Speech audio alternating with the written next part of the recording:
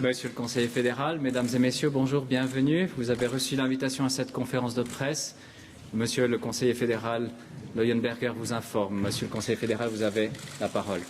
Ja, meine Damen und Herren, zunächst herzlichen Dank, dass Sie so kurzfristig disponibel waren und einige von Ihnen aus den Ferien zurückgekommen sind. Das freut mich sehr.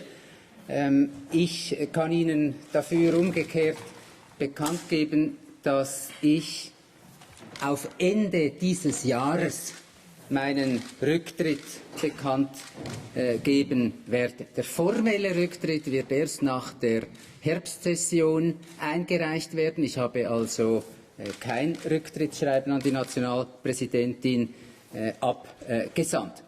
Der Grund für dieses Vorgehen, dass ich das jetzt schon ankündige, dass ich auf Ende Jahr zurücktreten werde, liegt an den Vorbereitungen zum Präsidialjahr. Es muss dasjenige Mitglied, das dann nach mir vorgesehen ist, für das Präsidium sich rechtzeitig vorbereiten können. Und ich meinerseits kam mir mit der Zeit etwas blöd vor bei den vielen Anfragen, die da gekommen sind für Reden nächstes Jahr, Auftritte nächstes Jahr. Wenn ich im Inneren gewusst habe, ich werde ja gar nicht mehr da sein, aber jetzt schon Arrangements treffe, die zum Teil speziell auf mich zugeschnitten sein. Und deswegen muss ich jetzt heute, wo all diese Vorbereitungen für das Präsidialjahr schon zu laufen begonnen, sagen, ich werde nächstes Jahr nicht mehr Bundespräsident sein. Der inhaltliche Grund, dass ich zurücktreten werde, ist der, ich kann meine 15-jährige Arbeit abrunden und vollenden mit zwei Ereignissen, die im zweiten Halbjahr 2010 sich abspielen werden. Das erste ist der Durchstich am Gotthard im Oktober und das zweite ist die Nachfolgekonferenz Kopenhagen in Cancun. Diese beiden Elemente entsprechen zwei Brennpunkten meiner 15-jährigen Tätigkeit, nämlich Verkehr und Umwelt. Zunächst zur schweizerischen Verkehrspolitik. Ich habe meine Arbeit begonnen mit der Botschaft über die Netzvariante zur NEAT und dann gab es eine Abstimmung darüber und dann die LSVA und dann das bilaterale Verkehrsabkommen mit der EU und diese drei sich ergänzenden Punkte waren die Grundlage für den NEAT-Durchstich, der jetzt abgeschlossen werden kann, oder der Durchstich kann gefeiert werden am Oktober.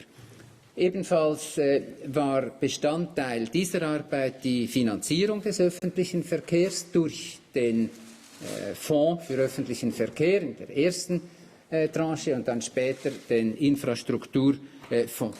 Wir leisten mit diesem NEAT-Basistunnel, dem längsten Tunnel der Welt, einen entscheidenden Beitrag für den Aufbau des europäischen Kontinentes. Das ist unser Beitrag im infrastrukturellen Bereich und der Durchstich wird ein Symbol für diese Solidarität der Schweiz im Aufbau dieses Kontinentes darstellen. Das zweite ist die Konferenz im Dezember dieses Jahres in Cancun, die Nachfolgekonferenz von Kopenhagen. Die Schweiz arbeitet auf diesen Klimagipfel sehr intensiv hin. Sie können sich erinnern, dass ich 2006 einen Finanzierungsvorschlag in Nairobi gemacht habe, der dann aufgenommen wurde, nämlich die Finanzierung der Adaption nach dem Verursacherprinzip. Wir werden nun im September dieses Jahres eine Vorbereitungssitzung für Cancun machen, zusammen mit Mexiko. Die Schweiz wird hier also sehr engagiert sein. Wir werden Ihnen dazu heute eine Medienmitteilung noch herauslassen. Also die Schweiz ist für Cancun sehr engagiert, hilft mit zu organisieren und wir hoffen, dass dann die Hoffnungen, die wir in Kopenhagen gehabt haben, dank unserer Hilfe erreicht werden können. Dazu gehört, diese Klimakonferenz ist ein Symbol dafür, dass mein Departement in diesen 15 Jahren, wo ich es geleitet habe, zu einem eigentlichen Nachhaltigkeitsdepartement geworden ist, diesbezüglich umgebaut worden ist. Es ist während meiner Zeit neu zu diesem Departement das Bundesamt für Umwelt gekommen, war vorher nicht da. Dann ist neu das Amt für Raumplanung gekommen, das war vorher nicht da. Dann ist neu die Hauptabteilung Straßenverkehr gekommen. Im Übrigen auch die Printmedien kamen auch neu zu meinem Departement, waren vorher beim EJPD. Und es sind jetzt am Schluss auch noch die Nationalstraßen zu uns gekommen, Bau und Unterhalt der Nationalstraßen, die vorher bei den Kantonen war. Es ist ein sehr großes Departement geworden, ein Nachhaltigkeitsdepartement. Und durch den Durchstich am Gotthard und durch Cancun kann das alles eine sinnvolle Abrundung erfahren. Es war ja stets ein wenig das Privileg von mir, von einem Infrastrukturminister, dass er von der Planung eines Projektes bis zu dessen Vollendung und Eröffnung dabei sein kann, also sowohl beim Spatenstich als auch dann, wenn man das Eröffnungsband durchschneidet. Und ich bin der Überzeugung, dass diese relativ lange Dauer, ich weiß es, in meinem Departement eben doch für eine konstante Verkehrs- und Umweltpolitik von größter Bedeutung ist. Immerhin ist es so, dass in allen Nachbarländern ich je 7 Kollegen gehabt habe, und zwar pro Bereich, oder? 7 Verkehrsminister, 7 Umweltminister, 7 Energieminister, und zwar in Deutschland, Italien, Frankreich, so weiter. Also, und die schweizerische Verkehrs- und Umweltpolitik genießt höchstes Ansehen in Europa, und das ist letztlich auch auf diese Konstanz zurückzuführen. Aber auch hier ist mal ein Wechsel fällig, und dieser Wechsel kommt jetzt auf Ende Jahr. Das Erstreben eines Präsidialjahres ist demgegenüber nicht ein hervorragendes Ziel, das man verfolgen müsste. Dennoch, wie gesagt, der Rücktritt ist nicht eingereicht, und von daher mache ich jetzt keinen eigentlichen Rückblick. Also fragen Sie mich nicht nach Höhepunkten und Tiefpunkten in den letzten 15 Jahren. Der Höhepunkt kommt ja noch, das ist eben der Durchstich am Gotthard, und der Tiefpunkt, hoffe ich, komme nicht mehr. Wäre schade, wenn es der in Cancun wäre. Und fragen Sie mich schon gar nicht, was ich in der Zukunft machen will. Ich bin jetzt doch immerhin noch ein halbes Jahr mit Ihnen, und irgendeine Türe wird sich dann im nächsten Jahr auf eine neue Straße des Lebens sicher öffnen, aber ich weiß noch nicht welche. Zur Organisation jetzt würde ich ungefähr vorschlagen, Sie stellen jetzt wie üblich vielleicht hier noch ein paar Fragen, dann stehe ich den elektronischen noch zur Verfügung, jedoch nicht für Rieseninterviews für die Printmedien. Auch dort möchte ich wie immer rechtsgleich sein, und es sind so viele in den Ferien. Es wäre ungerecht, wenn jetzt ein Printmedium ein langes Interview bekommt und alle anderen nicht. Also ist am besten einfach niemanden. Aber für Fragen jetzt stehe ich Ihnen zur Verfügung. Monsieur Studer. Herr Leuenberger, beim Rücktritt von Herrn Guspe hat er gesagt, er habe das Gespräch gesucht mit seinen Kollegen, ob man einen Doppelrücktritt machen könnte. Haben Sie das diesmal auch gemacht mit Herrn Merz oder Frau Gallimire oder jemandem? Ich habe allen meinen Kollegen meine Absicht mitgeteilt. Also alle wissen, dass ich Ihnen das heute eröffne. Madame Morard. Es ist ja auch etwas außerordentlich, oder? Eben weil ich ja erst auf Ende Jahr gehe. Also ich nehme das jetzt nicht, aber falls irgendjemand anders auch Ende Jahr, dann würde er den Rücktritt erst nach der Herbstsession einreichen und hat noch lange Zeit, sich das zu überlegen. Madame Morard. Monsieur le conseiller fédéral, justement, le temps va être long jusqu'à la fin de l'année. Je suis là. Le temps sera long jusqu'à la fin de l'année, jusqu'à votre succession. On a vu l'été dernier avec le Parti radical, une longue succession parfois provoque des déchirements dans le parti. Est-ce que vous n'avez pas peur, justement, de ça pour le Parti socialiste, c'est-à-dire des gens qui se déchirent par rapport à votre succession? Ich glaube nicht, dass sich hier jemand zerreißt, sondern im Gegenteil, alle Nachfolgerinnen und Nachfolger haben ausführlich Zeit, sich zu überlegen, ob sie überhaupt wollen und darzustellen. Also ich würde meinen, viele wurden ja schon als Nachfolgerinnen und Nachfolger interviewt und gehandelt, bevor ich diese Ankündigung gemacht habe. So einen großen Unterschied macht das gar nicht. Monsieur Moser. Herr Leuenberger, es ist ja ein offenes Geheimnis, dass Sie mit Ihrer Partei nicht immer auf freundlicher Basis verkehrt haben. Hat Sie Ihre Partei zu diesem Rückzug gedrängt? Das Verhältnis zu meiner Partei, glaube ich, sagen zu können, war noch selten so gut wie in letzter Zeit. Wir haben ausgezeichnet zusammengearbeitet in den Kommissionen und auch mit der ganzen Partei. Da müssen Sie nichts Falsches unterschieben. Sie müssen auch nicht meinen, die Partei bestehe aus Ihrem Kantonskollegen und Hotelier. Es gibt noch andere. Madame Nowak. Wann haben Sie denn innerlich diesen Entscheid gefällt? Sie sagen, Sie wissen das schon. Die Frage hängt dann mit dem doch unüblichen Ankündigungszeitpunkt in der Sommerpause zusammen. Ja, das ist ein langer Reifungsprozess. So etwas überlegt man sich ja immer wieder. Und das muss ich vielleicht noch sagen, warum habe ich das nicht nach einer ordentlichen Bundesratssitzung in der letzten Zeit gesagt? Einfach deswegen, weil die Themata, die wir in den letzten Bundesratssitzungen sehr intensiv diskutiert haben, haben mit diesem Rücktritt nichts zu tun. Und hätte ich es gleichzeitig gesagt, wäre es sofort in eine Verbindung damit gebracht worden. Es ist aber mein eigener Entscheid, der mit den jetzigen Diskussionen im Bundesrat über irgendwelche Themen nichts zu tun hat. Monsieur Gobet. Oui, je reviens à votre parti. Vous en avez discuté avec le président ou avec les organes du parti? Est-ce qu'il y a un effort de coordination quelconque? Ja, also auf jeden Fall. Erstens mal treffen wir uns ja regelmäßig und da kommt dies und das zur Sprache und jedenfalls habe ich meine Partei auch noch kurz vor dieser Medienkonferenz informiert. Herr Forster. Ja, vielleicht noch etwas präzisierend. Wann haben Sie Ihre Bundesratskollegen, insbesondere Herrn Merz, über Ihr Vorhaben informiert, zurückzutreten? Da frage ich mich jetzt gerade, ob ich das so, also jedenfalls vorher. Also, und zwar ungefähr alle gleich. Also da müssen Sie jetzt, das schaue ich jetzt nicht als so relevant an.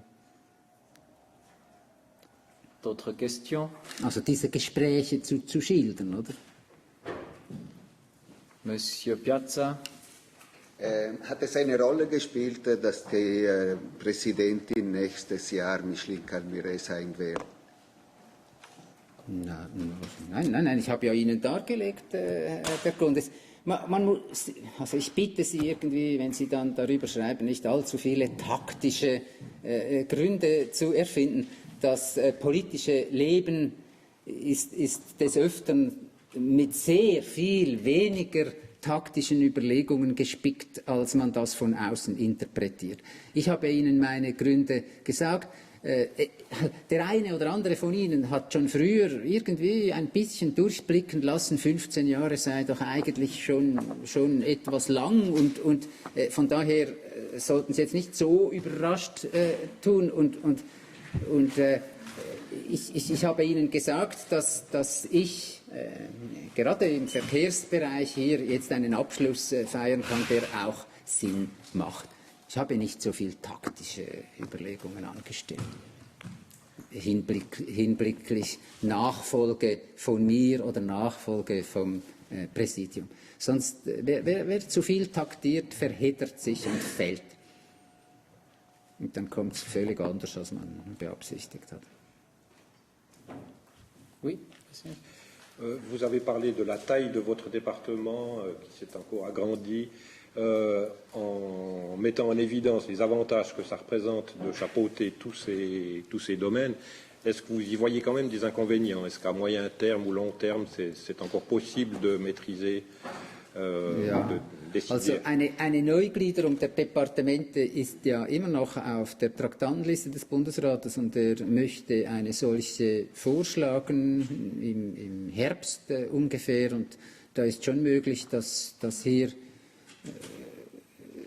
auch die Größe der Departemente aufeinander abgeglichen werden. Und da ist zuzugeben, dass mein Departement ein sehr großes Departement ist.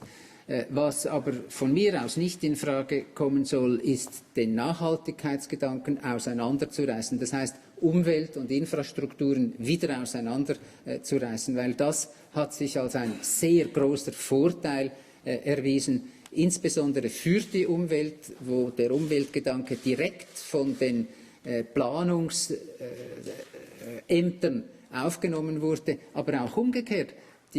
Das Umweltamt denkt auch viel wirtschaftlicher, sage ich mal, zieht diese Überlegungen ein. Früher, als es noch beim EDI war, hat es zum Teil Religionskriege zwischen Umwelt und Infrastruktur gegeben und das ist heute nicht mehr so, sondern sie arbeiten im Sinne der Nachhaltigkeit hervorragend zusammen und deswegen möchte ich nicht, dass das auseinandergerissen wird. Monsieur Gobet? Oui, sur le moment choisi pour démissionner, alors vous l'avez dit, 15 ans, etc. Mais on doit se poser quand même la question, vous avez été élu pour 4 ans, pourquoi ne pas encore occuper ces fonctions un an de plus? Ja, das habe ich ja jetzt vorher gesagt. Es ist eine relativ lange Zeit. Einige von Ihnen haben das hin und wieder auch gefunden. Und das dritte Präsidialjahr ist für mich nicht ein unglaubliches Ziel, das ich unbedingt erreichen müsste. Ich bin froh, wenn ich meine eigentliche Arbeit abrunden kann. Madame Ilson. Est-ce que vous souhaitez que votre département reste en main socialiste? Ja, das ist jetzt nochmal. Sehen Sie, mein Vorgänger war SVP, das war Herr Ogi. Vorher Ogi war, nein, nicht direkt, das war Herr Richard, war auch mal dort, Schlumpf war dort. Und trotzdem ist das Departement sehr konstant geführt worden. Ich glaube, in der Politik, oder? Zum Beispiel die LSVA ist zwar politisch umgesetzt worden, die Volksabstimmung, das war alles bei uns, aber angedacht wurde das auch schon vorher, auch die Bahnreform. Also, und jetzt haben wir sehr vieles für die künftige Finanzierung angedacht, das wird wahrscheinlich übernommen. Ein Departement prägt manchmal auch einen Vorsteher. Es muss nicht notwendigerweise ein Sozialist oder eine Sozialistin sein, aber jemand, dem die Nachhaltigkeit am Herzen liegt. Monsieur Storni. Herr Bundesrat, Sie sind der Amtälteste im Bundesrat, also die Person mit der meisten Erfahrung. Wenn Sie jetzt zurückblicken, hat sich in diesen 15 Jahren die Art, wie die Regierung arbeitet, viel geändert bis heute und hat vielleicht das auch etwas zu tun mit dem Entscheid, jetzt ist ein guter Zeitpunkt, um zu gehen? Also nochmals, ich gehe nicht, weil sich etwas geändert hätte zu meinem Missfallen oder auch zu meinem Gefallen. Überhaupt nicht. Natürlich haben sich die Zeiten sehr geändert, das ist klar. Also die Transparenz ist größer geworden und aus verschiedenen Gründen. Die Parteien drängen darauf, die Medien drängen insbesondere darauf.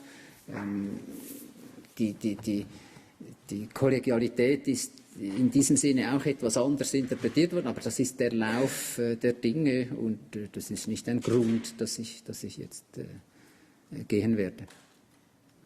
Monsieur Piazza. Sie wollten nicht mit Herrn Guspin, FDP, zurücktreten. Ist es denkbar für Sie, dass Hans-Rudolf Merz Sie begleiten würden? Also das wissen Sie ja, was ich antworten werde. Das ist mein mein Entscheid, der für mich gilt.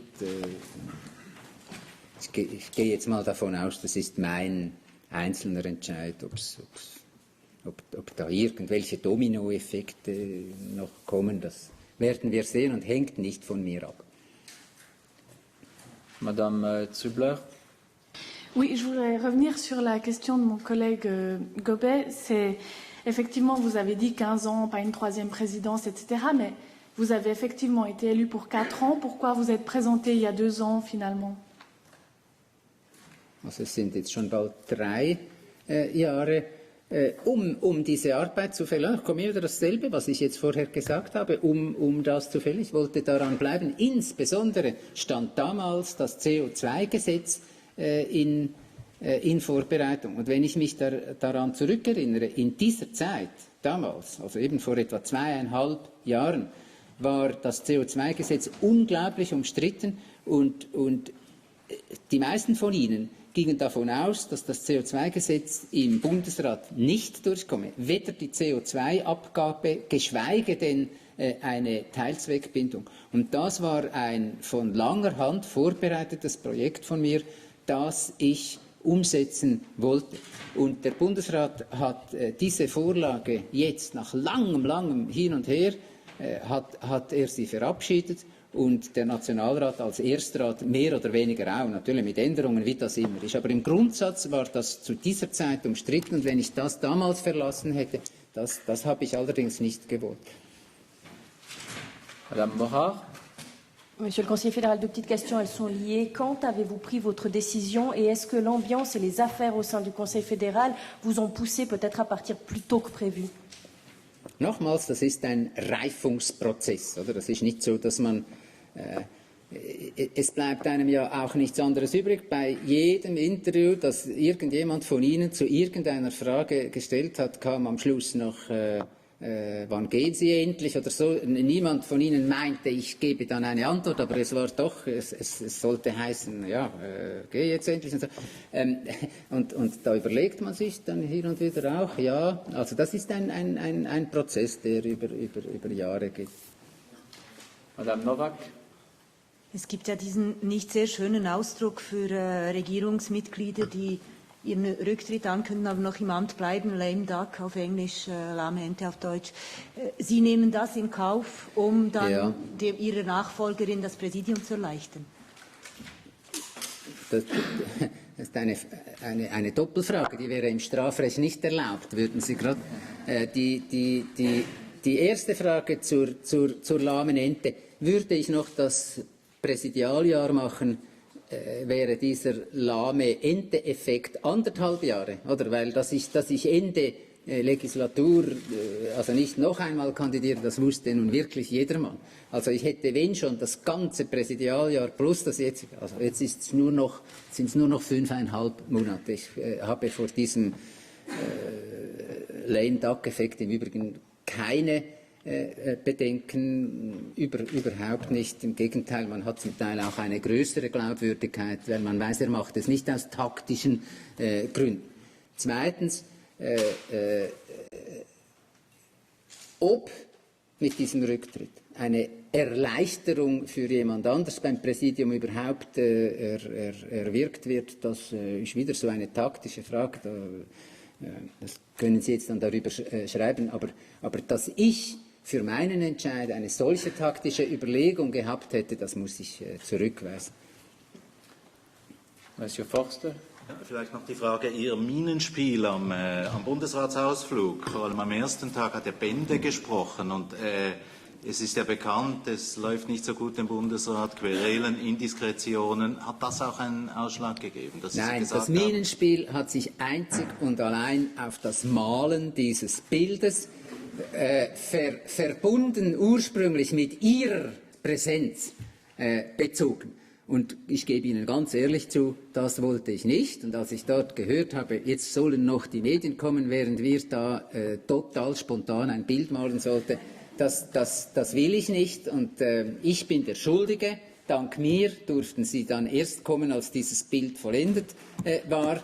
Und das hat mich etwas, ich fand, wir könnten uns hier der Lächerlichkeit preisgeben, je nach Interpretation ihrem Kunstverständnis. Kaum war dieses Bild vergessen, oder, war die Mine wieder hell und fröhlich. Auf den Elektrobikes mit Velohelm, oder? Es waren schöne Tage. Darf ich trotzdem noch nachfragen? Es könnte ja vorstellbar sein, dass Sie keine Lust mehr haben, diesen Bundesrat noch ein Jahr lang zu führen.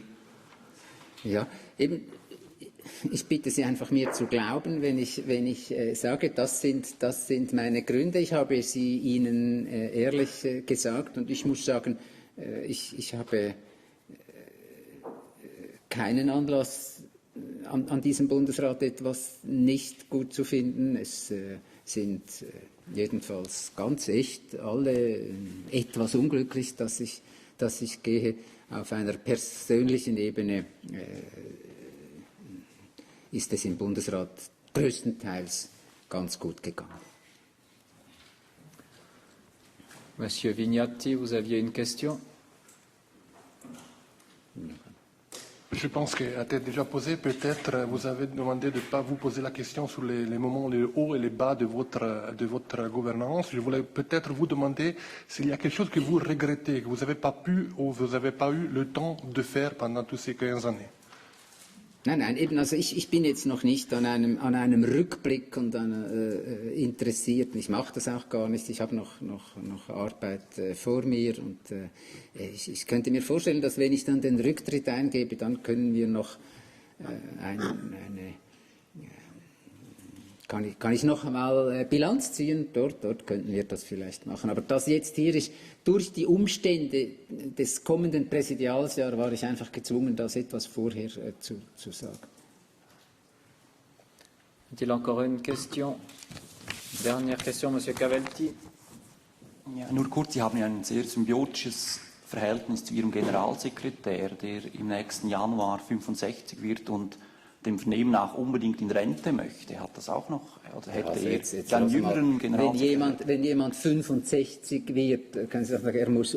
Aha, jetzt komme ich erst raus. Also ja. Mit einem jüngeren Generalsekretär wären Sie vielleicht noch geblieben bis Ende 11, oder? Nein.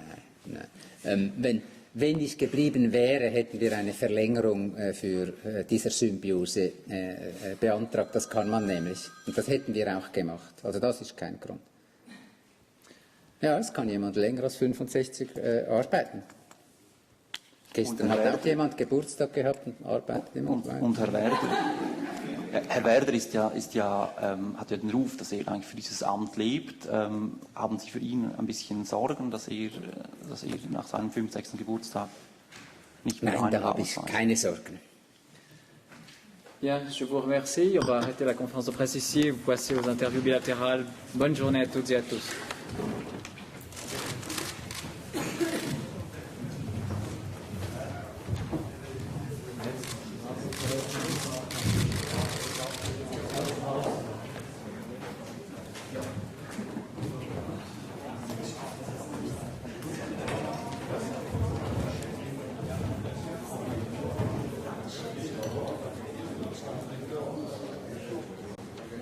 Thank you.